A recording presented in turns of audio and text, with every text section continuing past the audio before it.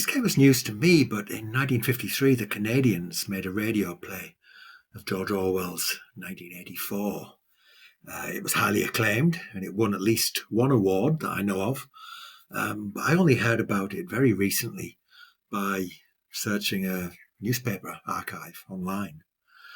And as far as I know, none of the Orwell scholars knew anything about it. I mean, to be fair to them, they're usually more highbrow than I am.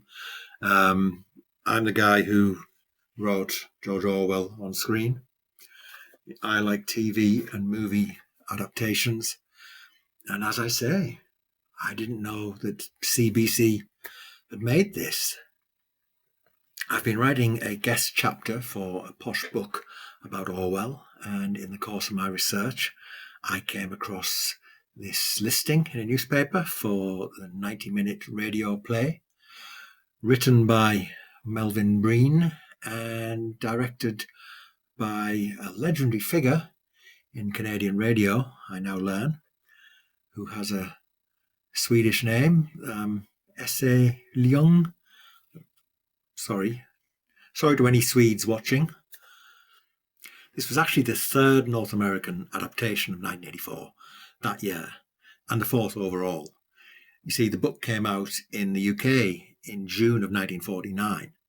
80 days later, in the United States, NBC made a radio version of it with David Niven as Winston Smith.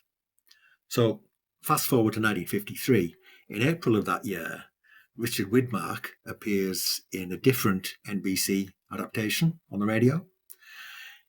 In September, you've got the very first screen adaptation of Orwell, when the CBS anthology show Studio One makes a 1-hour television play with Eddie Albert as Winston Smith and the Canadian actor Lorne Greene as O'Brien, his tormentor.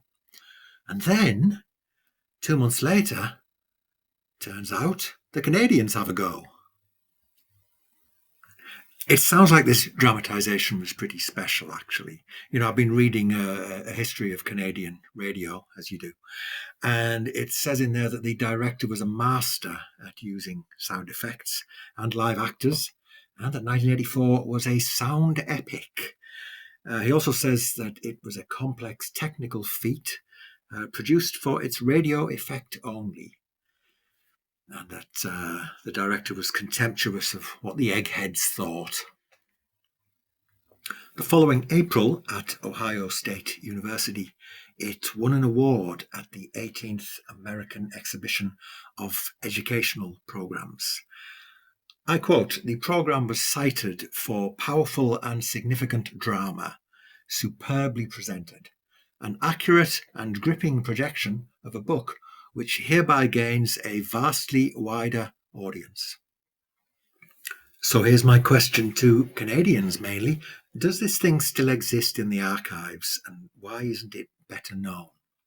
Is there any information you can leave in the comments that will make this chapter I've more or less written just a little bit better and a little bit more complete before I hand it to the publishers? It would be so fantastic to hear this show again, especially as we're coming up to the 75th anniversary of the publication of 1984.